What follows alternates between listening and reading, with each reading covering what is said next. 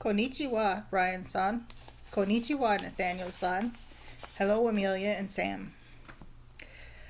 I'm going to read you a short story from Encyclopedia Brown Solves Them All. And Nathaniel, I know you're not going to understand this yet, but I'm reading you a story anyway because I want to. The Case of the Missing Clues. Although there are thousands of private detectives in the United States, the town of Idaville had but one. Idaville did not need more. Its one detective was Encyclopedia Brown, and he had never lost a case. Aside from Encyclopedia, Idaville was like most towns its size. It had 3 movie theaters, 2 delicatessens, and 4 banks. It had rich families and poor families. It had churches and synagogues, and a lovely beach which everyone could use. And for more than a year, no grown-up or child had gotten away with breaking the law. Encyclopedia's father was chief of the Idaville police. People across the country believed he was the best police chief in the world. Chief Brown was proud of his record. He was proud of his men, but he was proudest of his only child, Encyclopedia. Alas, Chief Brown had to keep his pride in Encyclopedia a secret. Whom could he tell? Who would believe him? Who would believe that the real mastermind behind Idaville's war on crime was 10 years old? Whenever the police came up against a puzzling case, Chief Brown knew where to go. He went home. Encyclopedia would solve the case during dinner in the Browns' red brick house on Rover Avenue. Encyclopedia never whispered a word about the help he gave his father. He didn't want to seem different from the other 5th graders. But he was stuck with his nickname. Only his parents and teachers called him by his real name, Leroy. Everyone else in Idaville called him Encyclopedia. And just as an aside, Leroy Brown, bad Leroy Brown. So Encyclopedia must have grown up and become somebody quite different. Back to the story. An encyclopedia is a book or set of books filled with all kinds of facts, something which you, Ryan, and Nathaniel will probably not ever see except perhaps in a library. Encyclopedia had read more books than anyone in Idaville, and he never forgot what he read. He was the only library in America that could get around on a 2-wheeler. Between schoolwork and police work, Encyclopedia kept busy during the winter. During the summer, he ran his own detective agency. He solved cases for the children of the neighborhood. Every morning during the summer, he hung his sign outside the garage. Brown Detective Agency, 13 Rover Avenue, Leroy Brown, President. No case too small, 25 cents per day plus expenses. Early one afternoon, a small boy pulled a red wagon into the Brown Detective Agency. The wagon was loaded with fresh fruit. The boy was loaded with anger. He slammed 25 cents onto the gasoline can beside Encyclopedia. "My name is Abner Nelson," he said. "I want to hire you. I sell fruit." "Is business dropping off?" said Encyclopedia.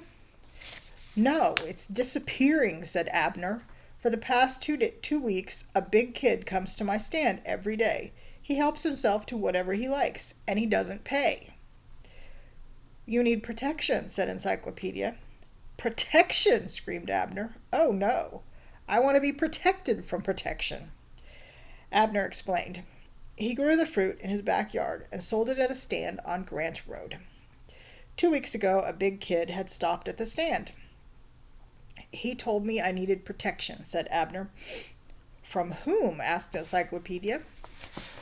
"From other boys who have fruit stands during the summer," replied Abner. "The big kid said they might wreck my stand." "So he offered to protect you?" "Yes," said Abner. "He comes by every day with a big grin and brags about what a swell job he's doing of protecting me. 'Nobody has bothered you, right?' he says. Then he takes something to eat for his services." "He's protecting you clean out of business," said Encyclopedia. "I never needed him. He fooled me with his fast talk," said Abner. You've got to stop him before he eats me into the poorhouse." "What's his name?" said Encyclopedia. "Bugs Meany." "I might have guessed," said Encyclopedia. Bugs Meany was the leader of a gang of wild older boys. They called themselves the Tigers. They should have called themselves the Berries. They were always getting into one jam after another. "That Bugs is awful tough," said Abner. "Don't be afraid," said Encyclopedia. "I've dealt with him before. Let's hear what he has to say for himself." "He won't say anything about the bag of cherries he took an hour ago," said Abner glumly. The Tigers' clubhouse was an unused tool shed behind Mr. Sweeney's auto body shop. When Encyclopedia and Abner arrived, Bugs was alone. The Tiger leader was getting ready for school. He wasn't studying a book, he was studying a bicycle lock. He was teaching himself to open it with a hairpin. Something else, Ryan and Nathaniel, that you may never see. Seeing Encyclopedia, he hastily shoved the hairpin into his pocket. "Make like a tree and leave," he snarled. "First pay Abner here for all the fruit you've lifted from his stand," said Encyclopedia. "You owe me $3.25, said Abner, "and 40 cents for the bag of cherries you took an hour ago. I never needed your protection." "What's this? Protection? Bag of cherries?" cried Bugs. "Say, you two guys better not walk too close to a candy factory. They're looking for nuts like you." Encyclopedia picked up a paper bag from the floor beside Bugs. Inside were 3 cherries. "Where did you get these cherries?" demanded the boy detective. Bugs worked hard at appearing calm. Why, I bought them. I bought a pound of them at the supermarket this morning." "You mean you helped yourself to a pound from my fruit stand an hour ago," said Abner. "Listen," growled Bugs. "I've been right here in the clubhouse all afternoon, eating cherries and thinking.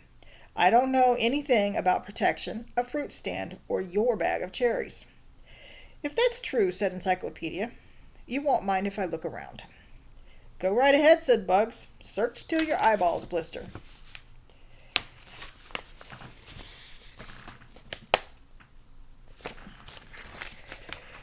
The search did not take long. The clubhouse was tiny. The only bits of furniture were a carved-up table and 6 orange crates which tigers used for chairs. Encyclopedia got down on his hands and knees. He ran his fingers over every inch of the floor. He found 7 nails, a clothes hanger, 2 comic books, 3 dried leaves, and a half-inch of dirt and dust. That is a lot of dirt and dust. Next he turned to the wood box, which the tigers used as a wastebasket. It held 2 more comic books, an old newspaper, a rusty belt, and a broken checkerboard. When Encyclopedia was finished with the wastebasket, he went outside. Again he got down on all fours. He circled the clubhouse, digging his fingers into the grass and weeds. He touched every bit of ground for 10 feet around the clubhouse. Abner knelt beside him. "Are you looking for clues?" Encyclopedia nodded, but did not reply. "What did you find?" Abner pressed. Encyclopedia opened his hand. "This," he said. On his palm were a piece of string, a paperclip, and several bubblegum wrappers. "There's nothing else around but plain old earth, grass, and weeds," said Encyclopedia. Bugs sat down in the clubhouse doorway. He plucked a long stalk of grass and chewed on it triumphantly. "Well now, Mr. Brains," he said, "did you find what you were looking for?" "No," answered Encyclopedia, "and that proves you weren't in the clubhouse all afternoon." So, what missing clues proved that Bugs did not do what he said? And I'll tell you the answer when I read the next story, or you can try to tell me the answer when we talk next. All right, I love you guys.